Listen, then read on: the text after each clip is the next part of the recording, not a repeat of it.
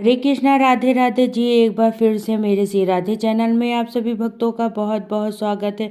तो फ्रेंड्स, नवरात्र आने वाला है और इस बार माता की जो सवारी है वह है हाथी। और माता रानी के इस बार के नवरात्र हैं पूरे 10 दिनों के, यानी कि पृथ्वी पर 10 दिनों तक तो बहुत ही पॉजिटिव एनर्जी सभी को मिलने वाली है। सबके कार्य जो है अभी तक चलते नहीं थे वो चल पड़ेंगे, बिगड़े काम भी आपके बनने लगेंगे।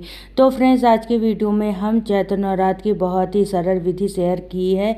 अगर आप जॉब करते हैं, आप स्टूडेंट हैं या किसी अन्य कारण से आप पूजा में बहुत ज़्यादा समय नहीं लगाना चाहते हैं, तो अभी आप बहुत ही सरल तरीके से नवरात्र का पूजन कर सकते हैं। देखिए, नवरात्र का पूजन आप बिना जवेर बोए कलश की स्थापना की बात करते हैं। तो चलिए देखते हैं कि अब हम बहुत ही कम समय में नवरात्र का संपूर्ण पूजन कैसे करते हैं।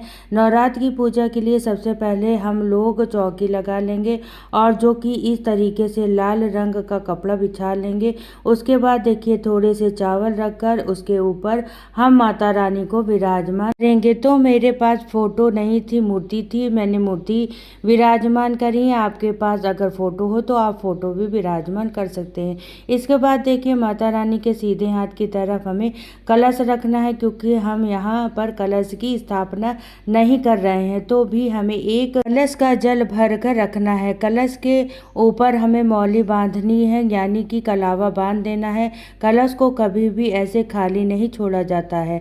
तो यहाँ पर मैंने कलावा बांध दिया है। इसके बाद हम कलश के अंदर एक सिक्का डालेंगे। आप यहाँ पर चांदी का सिक्का भी डाल सकते हैं या फिर सिंपल भी सिक्का होता है, वो भी सिक्का आप यहाँ पर डाल सकते हैं। उसके बाद देखिए, कलश को हमें ढकना है और ढक्कन के ऊपर हमें चावल रखना है। तो चावल से हम ढक्कन को भर देंगे। इस तरीके से बस हमारी छोटी सी कलश की स्थापना हो जाएगी।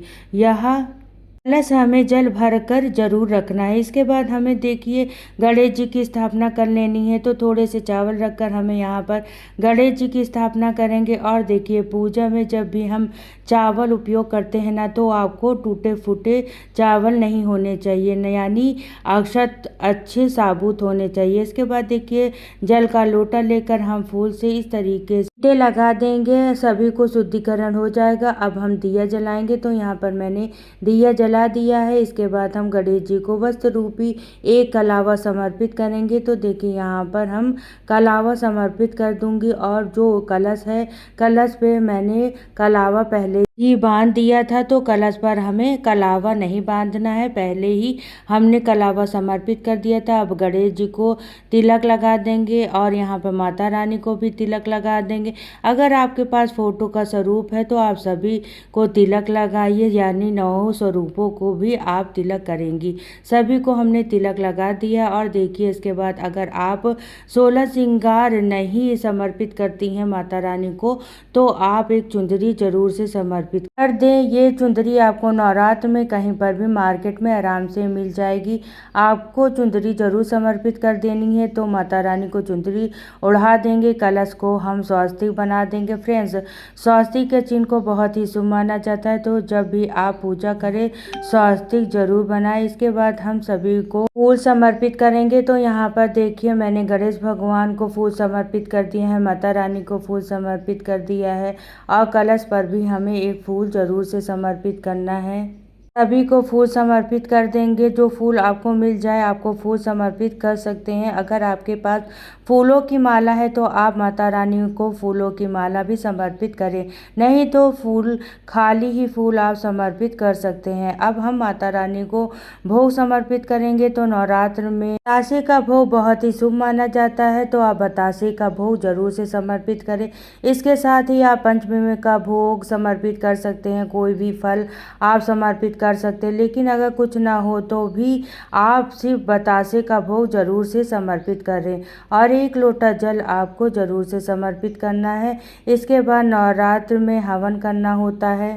रोजाना एक छोटा सा हवन करना होता है। अगर आप अंगारे बनाकर हवन नहीं कर पाते हैं, आपके पास इतना समय नहीं है, तो आप किसी भी प्लेट में या मिट्टी की किसी भी बर्तन में कपूर जला लीजिए और उसमें हमें 2 लौंग समर्पित करेंगे। तो देखिए, लौंग जरूर समर्पित की जाती हैं नवरात्र में। इस तरीके से फूल वाली लौंग होनी चाहिए। थोड़े से देसी घी में डिप करके हमें यह लौंग अग्नि में समर्पित करेंगे। तो देखिए, इस तरीके से 2 लौंग के जोड़े हमें समर्पित कर देंगे और ध्यान रखें कि लौंग के ऊपर फूल जरूर होना चाहिए। इसके बाद हम बतासे का भोग समर्पित कर देंगे। तो देखिए, इस तरीके से हमने अग्नि में डालकर बतासे का भोग समर्पित कर दिया है। उसके बाद आप आरती करेंगे। आरती को देखिए, आप कपूर से भी आरती कर सकते हैं, नहीं तो जो दिया आपने जला रखा है उससे भी आरती कर सकते हैं। उससे हम आरती कर लेंगे। पहले गणेश भगवान की आरती करेंगे, फिर माता रानी की आरती करेंगे और आरती करने के पश्चात हाथ जोड़ के माता रानी से पूजा में रही कमियों के लिए क्षमा याचना करेंगे और अपनी मनोकामना पूर्ति के लिए माता रानी से प्रार्थना करेंगे। फ्रेंड्स, इस तरीके से बहुत ही सरल तरीके से नवरात्र में पूरे 9 दिन का पूजा कर सकते हैं। पूजा के बाद जो जल का लोटा है, यह हमें सूर्य देवता को अर्घ दे देंगे। जो भी प्रसाद आपने चढ़ाया है वह आप सभी को बांट दें। और देखिए, जो यह कलश के हमने स्थापना की है, जो कलश भर के रखा है बड़ा वाला, यह हमें भी नहीं उठाना है। पूरे 9 दिन तक यह कलश चौकी पर ही रखा रहेगा। फ्रेंड्स, चौकी हमें 10वें दिन ही उठानी है। पूरे 9 दिन के नवरात्र तक घर में पूजा माता रानी की होती रहेगी। 10वें तिथि के दिन जब चौकी उठाते हैं तो बहुत लोगों का क्वेश्चन आता है कि इस जल के लोटे जो भरा है उसका क्या करना है। तो देखिए, जल का लोटा जो हमने भर कर रखा हुआ है, इस जल को आप पहले पूरे घर में छिड़कना है। बाकी जो जल बच जाए वह पौधों में डाल दे। किसी भी पेड़ पौधे में आप यह जल डाल सकते हैं। फ्रेंड, नवरात्र पूजा की विधि बहुत ही सरल है। थोड़ी से प्रयास से ही हम माता रानी को प्रसन्न हो जाती हैं और मनोकामनाओं को पूर्ण करती हैं। अगर आपको नवरात्र पूजा की सरल विधि पसंद आई हो तो वीडियो को लाइक करना और चैनल को सब्सक्राइब कर देना। फिर मिलती हूँ नेक्स्ट वीडियो में। तो सभी को राधे राधे, जय श्री कृष्णा, जय माता दी।